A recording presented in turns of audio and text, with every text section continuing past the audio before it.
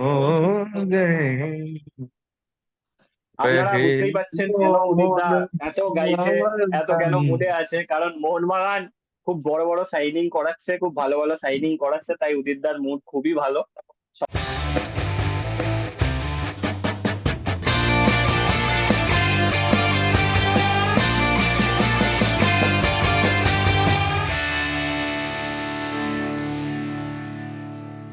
সবাইকে স্বাগত টাগ আউট ডিসকাশনে। আজকে আমি দীপ্তায়ন, আর দীপ্তায়নের সাথে আছে উদিতদা।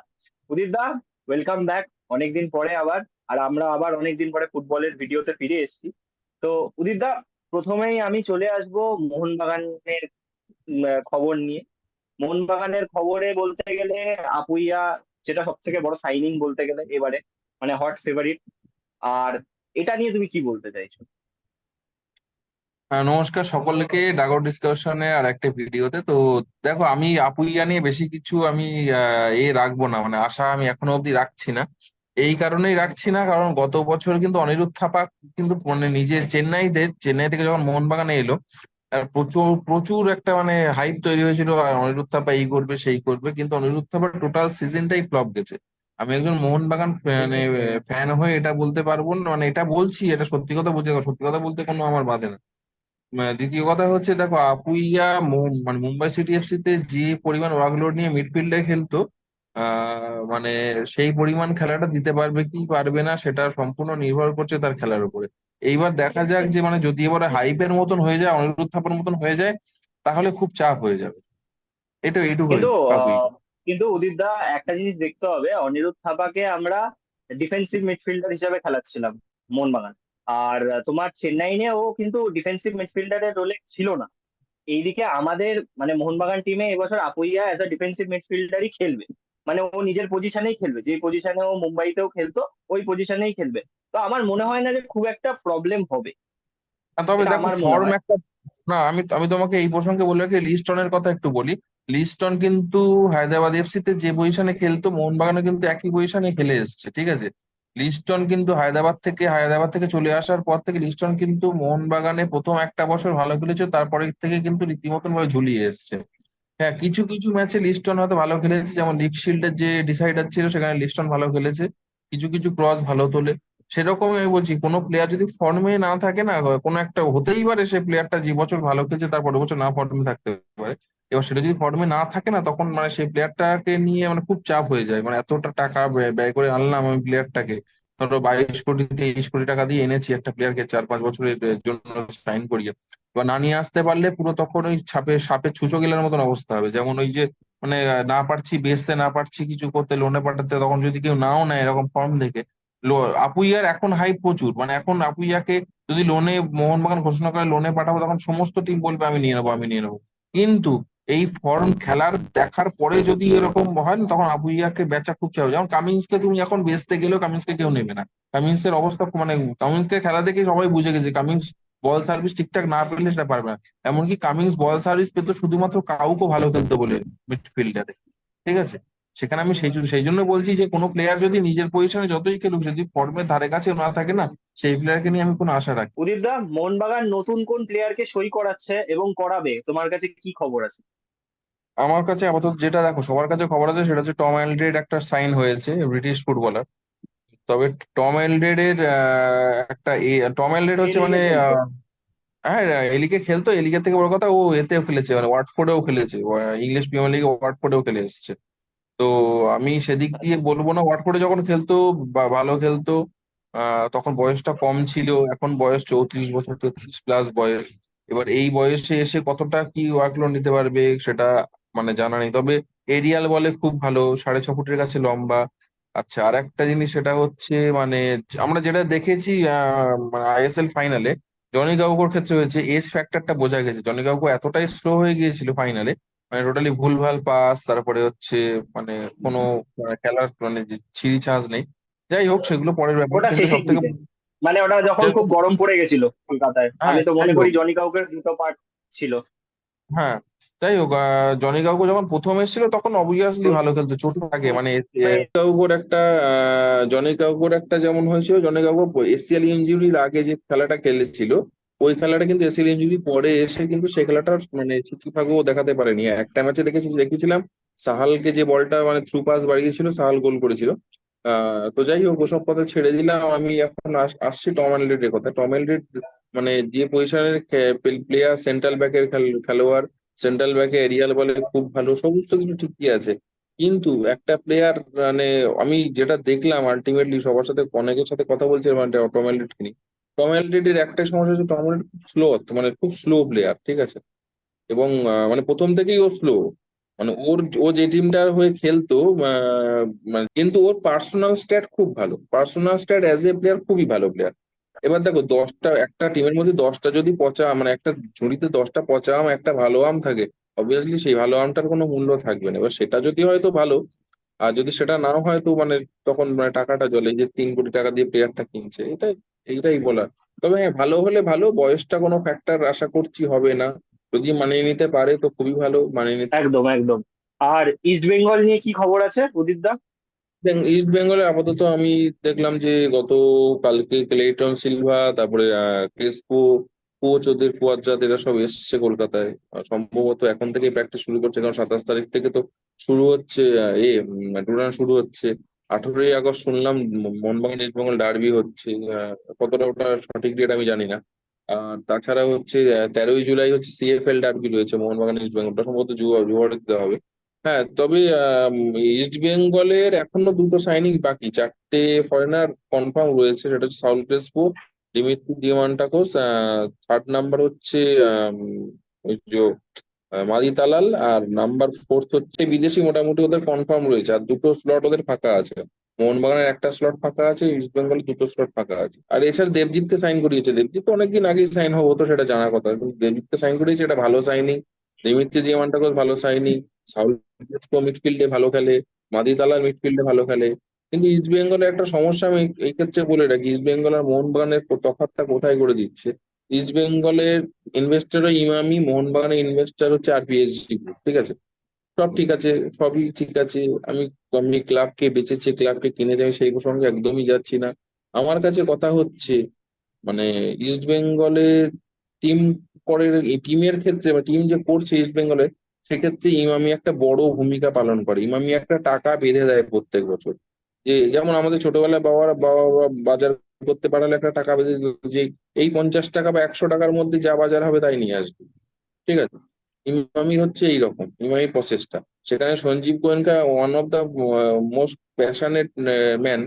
তিনি বলছেন যে তিনি টোটাল মানে টিম তৈরির ব্যাপারটাই হচ্ছে মলিনার উপর ছেড়েছেন। মলিনাকে বলেছে, তোমার যে প্লেয়ার তুমি সেটা চয়েস করো, টাকা নিয়ে তোমাকে ভাবতে হবে। কারণ আমি একটা 7,500 8,000 8,000 কোটি টাকার একটা আইপিএল টিম চালাচ্ছি, সুতরাং সেখানে আমি যদি একটা 150 কোটি টাকার টিম না করতে পারি ফুটবলে, সেটা আমার কাছে নিজের লজ্জা।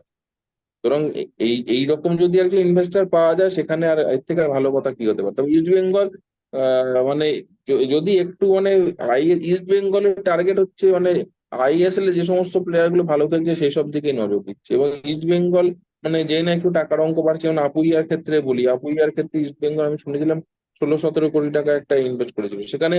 মোহনবাগান কি করছে, ধরো একটা কোনো কিছু প্লেয়ারের ক্ষেত্রে বিডিং হচ্ছে, ধরো তোমার আর আমার মধ্যে বিডিং হচ্ছে, তুমি একটা প্লেয়ারের দাম দেখেছো 10 টাকা, আমি এক ধাক্কা যদি সেই প্লেয়ারের দাম 50 টাকা বলি, মানে আমি যদি 10-এর পরে 20 না বলে 30 না বলে ডাইরেক্ট 50 বলি, সেখানে তোমার পক্ষে ধরার সামর্থ্য নেই। তোমার যদি বাজেটে 30-40 টাকাই হয়, ঠিক আছে, সেখানে তোমার ধরার ক্ষমতা নেই, সামর্থ্য নেই, স্বাভাবিক ব্যাপার। মোহনবাগান এক ধাক্কায় 22 কোটি টাকা আপুইয়াকে অফার করেছে, যার জন্য আপুইয়াকে পাওয়া ইস্ট বেঙ্গল পক্ষে কোনোভাবেই সম্ভব হয়নি। আর মোহনবাগান সাং থেকেও অফার করেছিল, 30 কোটি টাকা অফার করেছিল 5 বছরের জন্য। ছাংতেও আসতো, কিন্তু মুম্বাই হচ্ছে মানে এনওসি সার্টিফিকেট দেয়নি। এটাই হচ্ছে সমস্যা। তবে ইস্ট বেঙ্গলের উচিত মানে এতগুলো এই যে দেখছে মানে প্রত্যেক বছরের এত যে বাজে পরিস্থিতি এতে আইএসএল এ, মানে সুপার 6-এ কোনোবারই যেতে পারছে না।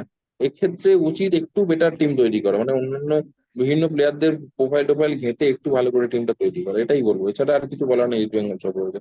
আর রিউমার্স কি মোহনবাগান ইস্ট বেঙ্গল, মোহনবাগান এই দুটো টিমেই রিউমার্স কি চলছে যে কাদের সাইন করাতে পারে? ইস্ট বেঙ্গলের সাইনিং তো প্রত্যেক বছর জঘন্য টাইপের হয়, এটা বলা অপেক্ষা রাখে না। দ্বিতীয় কথা হচ্ছে ইস্ট বেঙ্গলের মানে মানে রিউমার্স জিনিসটাই আসেনি। ইস্ট বেঙ্গলের এমনই একটা অবস্থা হয়েছে টিমটার। তবে আমি একটা কথা ইস্ট বেঙ্গল সাপোর্টারদের প্রত্যেককেই একটা কথা বলবো, ইস্ট বেঙ্গলের যে টিমটা আই লিগ খেলতো, যেমন আলামনা, কোলাডো, তারপরে যে ডুডং হিউং, এই যে প্লেয়ার গুলো খেলতো, হ্যাঁ, এই টিম সেম টিমটা যদি আইএসএল এ খেলতো না, অনেক বেটার ফল করতো এই নতুন টিমটার থেকে, অনেক বেটার ফল করতো। আচ্ছা, তারপরে আর একটা জিনিস বলি, ইস্ট বেঙ্গলের সমস্যা হচ্ছে ইস্ট বেঙ্গল কি করে, ইস্ট বেঙ্গল প্রত্যেক বছর মানে ঘুরিয়ে ফিরিয়ে একই প্লেয়ার কেনা বেচা করে, একই প্লেয়ার। ধরো আমি একটা কথা বলি, ধরো আহ, ধরো আল নাসারে ধরো রোনাল্ডো ভালো খেলছে এই বছর। রোনাল্ডোই পুরো পুরো সিজনে আল নাসার সৌদি লিগে রোনাল্ডো খেলে। মানে একটা লিগে যে প্লেয়ার গুলো খেলছে তাকেই তোলার চেষ্টা করে, এর বাইরে কোনো প্লেয়ারকে কেনে না। ঠিক আছে, মাদি দালাল পাঞ্জাবে ভালো খেলছে, মাদি দালালকে তুললো। ডিয়ামান্টোকস ভালো খেলছে, ডিয়ামান্টোকসকে তুললো। ডিয়ামান্টোকস কিন্তু আমাদের দিমিত্রি পেট্রাটোস যেমন মোহনবাগানে, ডিয়ামান্টোকস কিন্তু কেরালা ব্লাস্টার্স একদম সেম ফ্যান ফ্যান বেস ছিল ডিয়ামান্টোকসে। ডিয়ামান্টোকসকে কেরালা ব্লাস্টার কেন ছেড়েছে, ডিয়ামান্টোকসে তুমি লাস্টের দিকের ম্যাচগুলো দেখবে, মানে ফিনিশিং কিন্তু মানে খুবই বাজে হয়েছে, খুবই বাজে। সঠিক বল না পেলেও কিন্তু মানে প্রথম যখন এসছিল তখন কিন্তু খেটে গোল করতো, কিন্তু লাস্টের দিকে কিন্তু টোটালি মানে খেটে গোল করা জিনিসটা ভুলে গেছে, বল পাস পেলে গোল করে নাহলে করেন এরকম। যার জন্য কেরালা ছেড়েছে। কেরালা কিন্তু এতটাও বোকা না যে আমি একটা ভালো প্লেয়ারকে ছেড়ে দেবো। মোহনবাগান কি কোনোদিন দিমিত্রি পেট্রাসকে কোনোদিন ছাড়বে? ফর্ম ফর্ম যতদিন না খারাপ হবে কোনোদিন ছাড়বে না। চুক্তি এক্সটেনশন করে যাচ্ছে, কন্ট্রাক্ট এক্সটেনশন করে যাচ্ছে, সেটাই হয়েছে। এবার ইস্ট বেঙ্গল এটা বোঝে না, ইস্ট বেঙ্গল নামে কাটে না, মানে ভাবে আমি এই প্লেয়ারটা কিনছি, এটা নাম ভালো, হ্যাঁ ভালো খেলে, এই এটাই। আর রিউমার্স যদি বলো, ইস্ট বেঙ্গলের রিউমার্স আপাতত কিছু নেই, মোহনবাগানের রিউমার্স আপাতত দুটো কানে আছে। সে দুটো কতটা কনফার্ম হবে আমি জানি না। এক হচ্ছে জ্যামি ম্যাকলারেন, অস্ট্রেলিয়ার মেন টিমের প্লেয়ার, ইন্টারন্যাশনাল টিমের প্লেয়ার। আর একটা অ্যালবার্তো রড্রিগেজ, এই দুটো আপাতত এখনো রিউমার্স পজিশনে রয়েছে। আর একটা রিউমার্স আমি শুনছি ম্যাকলারেনটা যে, তো কনফার্ম হয়ে গেছে। ম্যাকলারেনটা তো হ্যাঁ কনফার্মই বলতে পারো, ওটা দেখো, জাস্ট অ্যানাউন্সমেন্টের দেরি যতক্ষণ না আছে। যতক্ষণ না অফিসিয়াল অ্যানাউন্সমেন্ট না আসে আমি ততক্ষণ কনফার্ম আমি কিছু বলবো বলবো না, ঠিক আছে? হুম, কারণ আমি অনেক হুম। অনেক পেজকে দেখছি। কিছুদিন আগে একটা পেজকে দেখেছিলাম মোহনবাগানে ইনিয়েস্তা 66 কোটি টাকায় সাইন করবে, হ্যাঁ একটা কথা হয়েছে। এইবার দেখো, আমি এখন বলে দিতে পারি, এখন রোনাল্ডোর মার্কেট ভ্যালু 120 কোটি টাকা। সঞ্জীব গোয়েঙ্কার পক্ষে 100 কোটি টাকা, 20 কোটি টাকা ব্যয় করা কোনো ঘটনা না, ঠিক আছে? এখন যদি অফার করে, রোনাল্ডো কি এখন ওই সৌদি লিগ ছেড়ে ওই ওই চ্যাম্পিয়ন্স লিগ ওইসব লেভেল ওইসব ছেড়ে এখন আইএসএল খেলতে আসবে? কোনোদিনই আসবে না। কোনোদিন এসে নিজের নামটা শেষ করবে না লাস্টের দিকে। সেই প্লেয়ারটা লাস্টে হোক না হোক না, সেই প্লেয়ারটা শেষ হয়ে যাক, যতই খারাপ এতে ফর্মে থাকুক, সে কোনোদিনই চাইবে না একটা মানে মানে এরকম যে করাপ্টেড লিগ, যেটা যে লিগটা মোটামুটি মুম্বাই না জিতলে যে লিগের কোনো মানে ভ্যালু থাকে না, সেই লিগে কোনোদিনই খেলবে না। এটা কোনোদিনই চাইবে না একটা প্লেয়ার। যাই হোক, সেসব কথা ছেড়ে দিলাম। জামি ম্যাকলারেন আমি শুনছি জামি ম্যাকলারেনও সাইন হবে। তো অ্যালবার্তো রড্রিগেজটা ওটা আমি মানে আমার কাছে এখনো অব্দি রিউমার, এখনো অব্দি কোনো মানে রিয়েল খবর আসেনি। আর একটা হচ্ছে রিউমার রয়েছে, সেটা হচ্ছে আমি শুনলাম যে মানে সিক্স ফরেনার হিসেবে আরমান্দো সাদিকুকে যে রাখবে, এবং রেখে করবে মানে as a unregistered player like লোনে পাঠিয়ে দেবে। হ্যাঁ লোনে পাঠিয়ে দেবে, আমি শুনলাম এটা। আমি শুনলাম লোনে পাঠিয়ে দেবেন। হয়তো আমি হয়তো শুনলাম লোনেও লোনে পাঠিয়ে দিতে পারে। রাখবে। আচ্ছা, আরেকটা খবর দিয়ে রাখি সিএফএল এর তাহলে তো ডার্বিতে আসবে। তাহলে তো সিক্স তাহলে তো সিক্স ফরেনার হচ্ছে না, তাহলে তো তোমার ছয় সাত নম্বর ফরেনার হয়ে যাচ্ছে যদি আনরেজিস্টার করে রাখে, মানে এইবার, আনরেজিস্টার করলেও।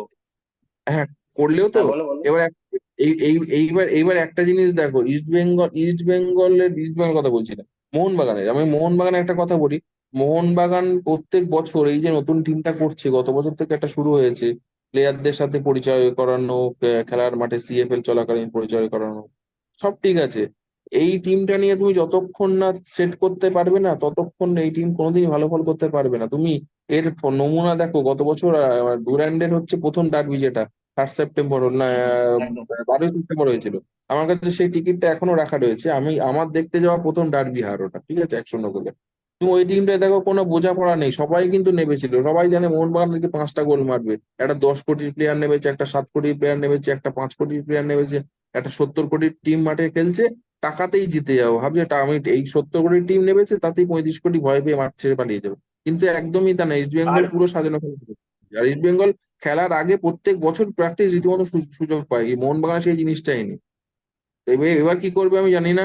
আমি যতদূর শুনলাম ডুরান্ডে মেন টিম নামাবে, মানে শুধু ডার্বির জন্য রেজিস্টার করাবে প্লেয়ার গুলোকে। আর সিএফএল ডার্বিতে আশিক কুরুনিয়ান আর হচ্ছে গ্লেন মার্টিন্স, এই দুজন খেলবে। গ্লেন মার্টিন্স থাকবে চুক্তিতে? হ্যাঁ, গ্লেন ম্যারিস আছে, গ্লেন ম্যারিসকে রাখবে। গ্লেন ম্যারিসকে না রাখলে মিডফিল্ডে দেখো, মিডফিল্ডে একটা তোমার ইন্ডিয়ান প্লেয়ার কত, এসিএল এর যে সিজন একটা করা অবশ্যই উচিত ছিল মলিনার। কি বুঝেছে সেটা তার ব্যাপারে একদম তো। একদম, এটা আমিও মনে করি, কিন্তু যাই হোক, এটা ম্যানেজমেন্ট ডিসাইড করছে। আর আমি যা শুনছি যে মোহনবাগান নাকি প্র্যাকটিস শুরু করবে 27-28 থেকে, মানে মেন টিম 27 থেকে নাকি প্র্যাকটিস শুরু করবে, মানে ডুরান্ডের টাইম থেকেই নাকি শুরু হবে হুম, হুম। প্র্যাকটিস, যেটা শোনা ডুরান্ডে যাচ্ছে। মেনটেন তো নামাবে, দেখা যাক। ডুরান্ডে শুধুমাত্র ডার্বির জন্য মেনটেন নামাবে, 1 মাস প্র্যাকটিস টাইম করবে, করে ডুরান্ডে শুধু মেন টিমটা ডার্বির দিন নামাবে, তাই মানে শুধু রেজিস্টার করবে গত বছরের মতো, শুধু রেজিস্টার করিয়ে রেখে দেবে ডার্বির আগে, করে মানে সুয়েল ভাট এদেরকে তুলে দেবে, দিয়ে ওদেরকে নামাবে, মানে যেহেতু একটা এজ এ প্র্যাকটিস মতন না হবে। ধন্যবাদ উদিত দা। আমাদের আজকে শো এন্ড করার সময় হয়ে গেছে। আমরা আবার ফুটবলের শো নিয়ে পরের সপ্তাহে আবার আসবো আপনাদের কাছে। এবং যদি আমাদের শো যদি ভালো লাগে, আমাদের শোটাকে পছন্দ যদি আপনারা করেন, তাহলে লাইক করুন, শেয়ার করুন আর সাবস্ক্রাইব করুন চ্যানেলটাতে। আর এতে আমাদের মোটিভেশন আছে। আর উদিত দার চ্যানেল রিড বাজারে মোহনবাগান, যেটা ফেসবুকে অ্যাভেলেবেল আছে, ওটাও একটু দেখবেন, খুব ভালো কন্টেন্ট ওরা ইউজ করে। এবং মানে খুব ভালো ভালো পোস্ট এবং কন্টেন্ট এবং রিউমার্স, ট্রান্সফার রিউমার্সও থাকে। তো ওদের পেজটাকেও একটু দেখবেন, আর আমাদেরকেও ভালোবাসা দেবেন। ধন্যবাদ।